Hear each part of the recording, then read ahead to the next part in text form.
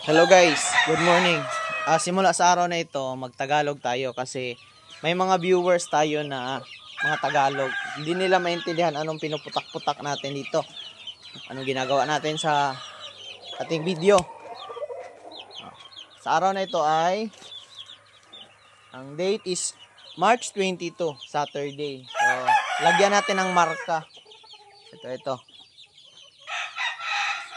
Medyo nagkasira-sira na yung calendar natin dahil sa hangin. Pero okay lang yan. Nakasurvive pa yan. So, by the way, sa mga viewers natin na mga Tagalog, ang ginagawa pala natin sa ating video is 365 days of 2025. Kung ano ang ginagawa natin dito sa Bukid Farming. At by the way, ako pala si Albert Jihar. Yuhu! No? At welcome sa aking video. Marami tayong alaga na mga manok. Dati may alaga tayong baboy. Kaso lang tinamaan ng sakit, naubos at hindi pa ako nakabalik ng pag-alaga ng baboy. So manok muna ang aking mga inaalagaan. So may mga free range chicken tayo dito. Yung pangkatay at meron din tayong pang sabong kasi nga yun ang hilig natin, ang mag-alaga ng hayop. At may dalawa tayong kanding, si Mama Goat at si Baby Goat na magtatatlong buwan sa susunod na linggo, March 26. And pakita ko sa inyo, kahapon pala is, may iti dito. Kahapon pala, by the way, may tatlong alaga tayo na inihahanda para sa sabong, no. Isasalang natin sila sa sabong, no. Tatlong heads, tatlong ulo. And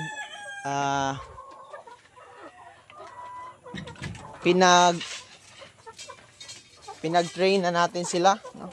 Ensayo na sa fly pen, scratch pen, and last March 9 is yung unang sparring nila. And today is nasa keeping na sila. Sinasanay na natin sila sa keeping area. Ayan, tatlo. Yan yung tatlo. So, may babae sa gitna para neutral. So, ilalabas na naman natin sila para pakainin. So, time check is, pagtingin ko kanina is 7 AM. Kaka 7 AM lang.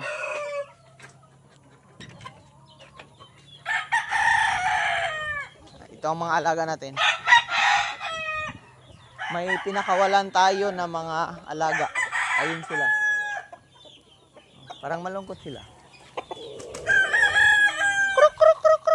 Malungkot kayo? What happened?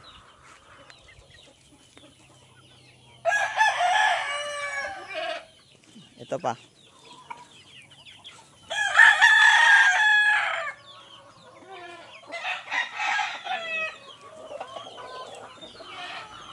And yung kulungan na nilagyan natin ng mga panabong ay ang nakalagay doon dati is mga alaga natin na babae, no. Ito. Pansamantala natin nilagay dito para lagyan ng lalaki yung manok pang sabong yung kulungan. And ang gagawin natin ngayon ay magpakain sa ating mga alaga. So sa mga hindi nakapanood ng video ko, panoorin nyo. And hayaan nyo na lang yung mga pinuputak-putak ko. Bisaya kasi yon. Hindi nyo maintindihan. Ngayon, from now on, magtagalog na ako. Para fair sa ating lahat. Kasi marami tayong viewers na mga Tagalog. Wait lang, simulan natin ang ating mga kailangang simulan, gawain. I-check ko muna si Mama Goat at si Baby Goat.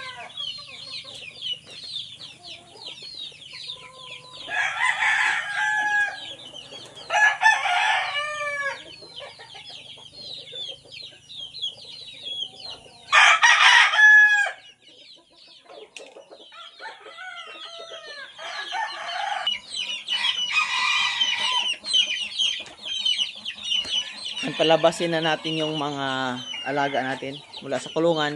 Ilipat natin sa cord area.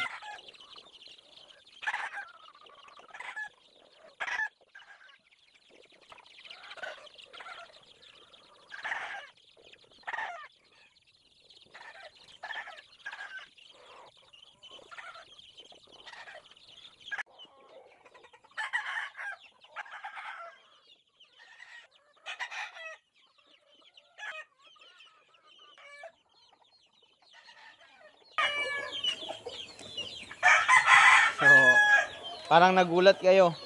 Akala ba namin kunin mo yung mga alaga mo doon sa kulungan tapos ilagay mo sa cord? Limitado lang kasi yung lugar natin dito. So, bago ko sila ilipat ng cord, kahapon kasi doon ko sila nilagay. And dito, may nakalagay rin dito mga manok. So, yung dito, natulog kagabi, inilabas ko, nilagay ko doon sa cord na doon banda. So, itong nilagay natin sa loob, ito sila. Ito, tatlo sila. Dito sila natulog sa may tipi, yung hapunan, no? Dito sila natulog. So, yung nandyan, nilagay natin sa loob. At yung nandun sa loob, sa kulungan, sila naman yung ilagay natin dito. So, tara. Diyan lang kayo. Kukunin ko yung mga alaga natin. Ilagay natin sa may hapunan.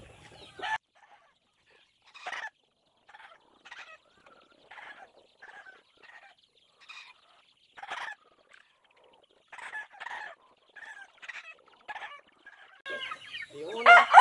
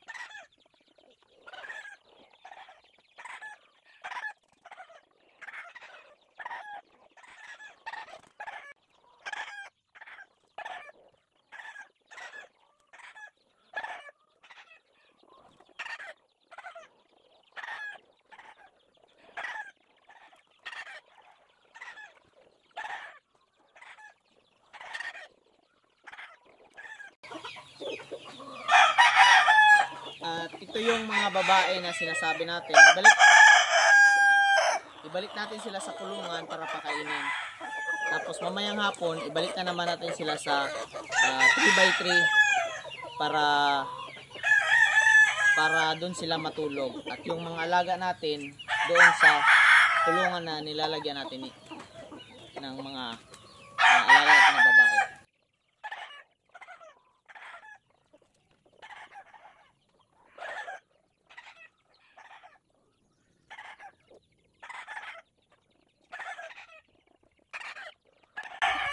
And tapos na. So, ito na yung mga alaga natin.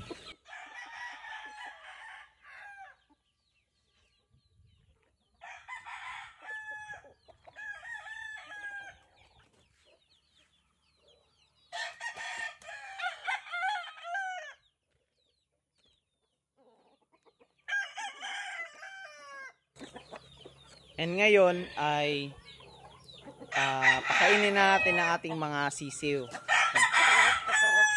Tsaka pala, yung mga sisiw natin na nasa kulungan, sa crates lang sila nakalagay. No? Pagkatapos ay after 1 month, pag malaki na, nililipat natin sila sa 3x3, yung square pens. Ito.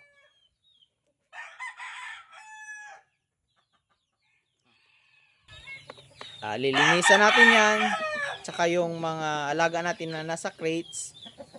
And yung mga alaga natin na yan ay hindi natin nilalagyan ng tubig paggabi, no? Para maiwasan natin yung mataas na amog, no? Tubig, humidity na nasa hangin.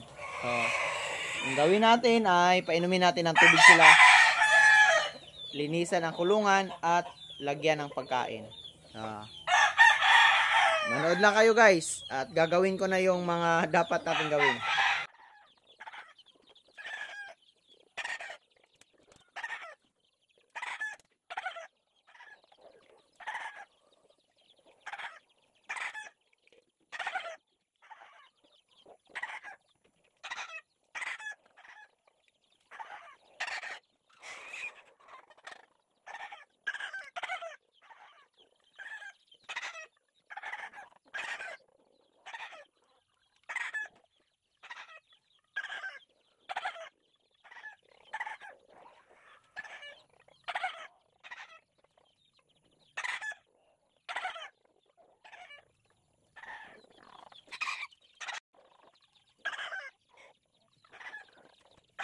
Itong inuming tubig guys, pinapainom natin na tubig sa ating mga alaga ay nilalagyan natin ng Clorox, no?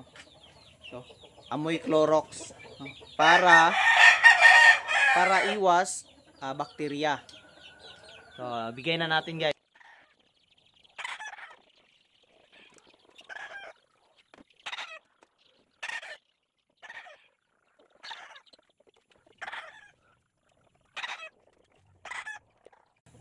Samahan nyo ako guys, pakainin natin yung mga alaga natin, no?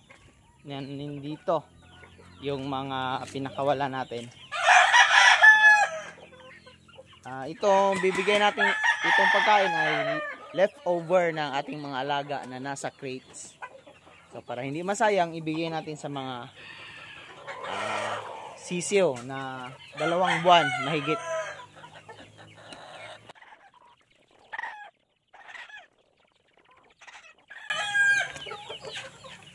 At meron tayong ano dito guys, mama chicken na istorbo. Para sa akin, ang tawag ko sila istorbo. Pag pinakain natin yung mga sisiyo na yon, yung mga alaga natin, pag pinakain natin, aagawin ng mga mama chicken na to. So ang gagawin natin is papasukin natin yung mga mama chicken doon sa loob para hindi sila makaistorbo sa ating mga alaga. Kasi nga yung alaga natin, talo sila ng mga mama chicken.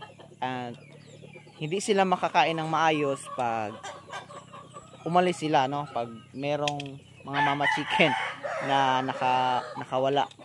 So, bigyan natin ng pagkain ng mga mama chicken para pumasok doon sa loob.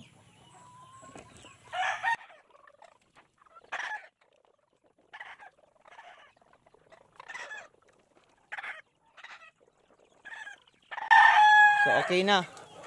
Ang binigay natin pagkain guys ay yung kanin. Leftover din sa bahay. Kanin. So ayun, pumasok na sila.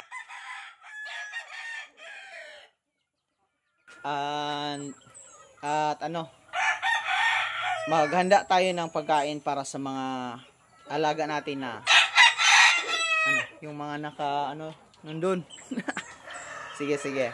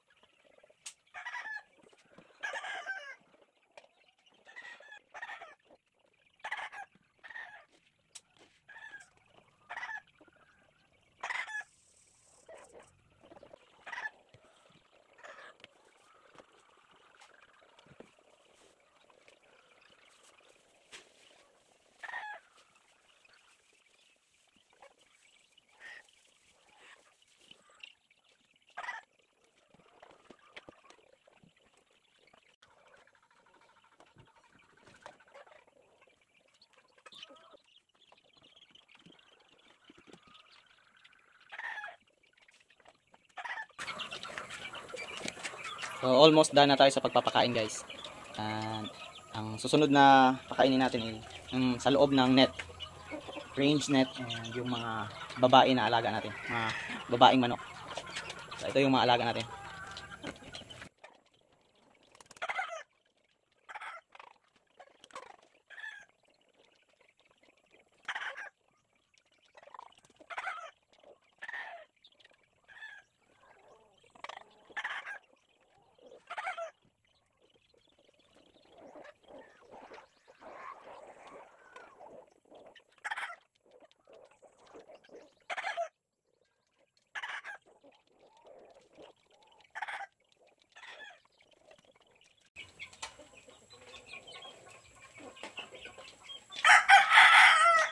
At ngayon, guys, pakainin natin yung sa loob ng mga alaga natin. Yung nasa kulungan, nasa elevated na kulungan.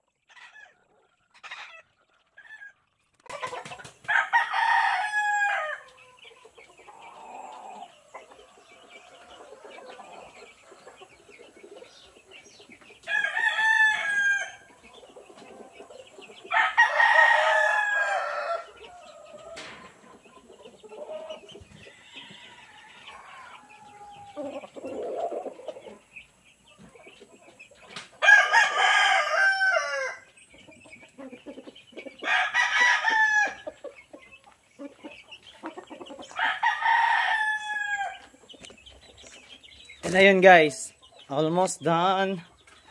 Malapit na tayong matapos sa pagpapakain ng mga manok.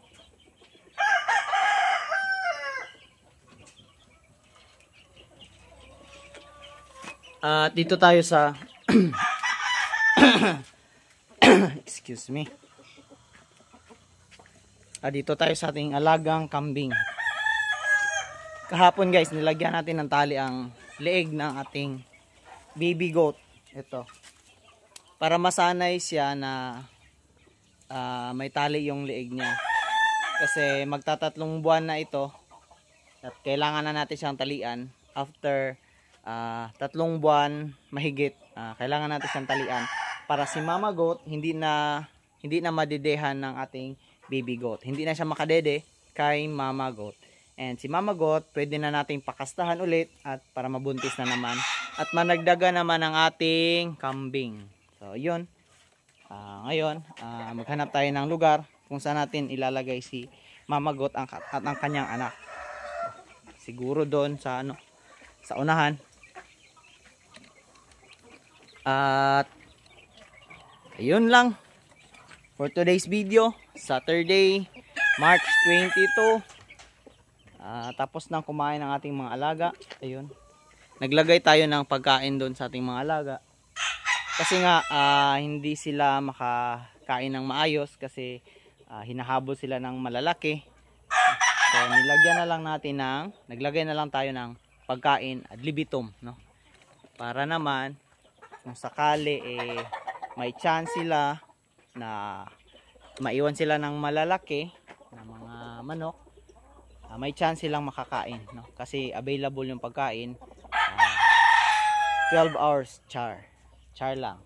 Importante may pagkain noon. Pag ubos na, lagyan naman natin.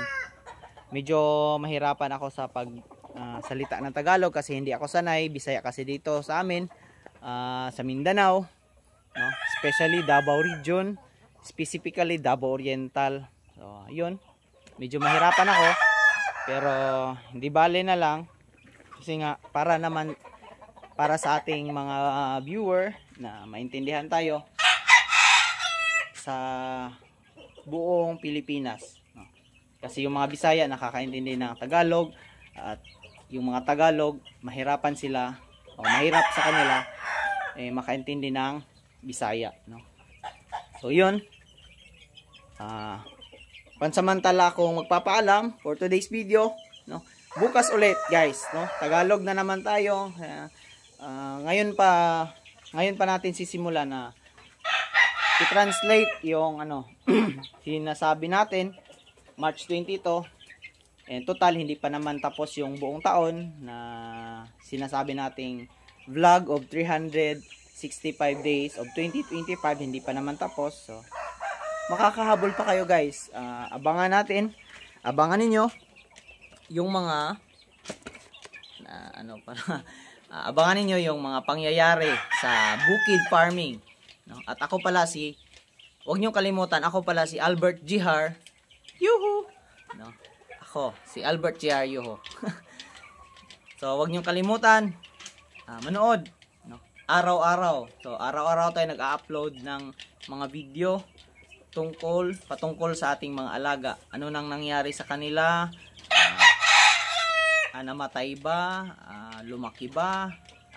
Basta ganun ang mga laman ng ating content guys sa bukid farming ni Albert Jihar. Yuhu! No. So thanks for watching. Sana mapalawak pa natin ang ating mga manunood, no? Mga subscribers, sana madagdagan ang ating mga subscriber. Ayun.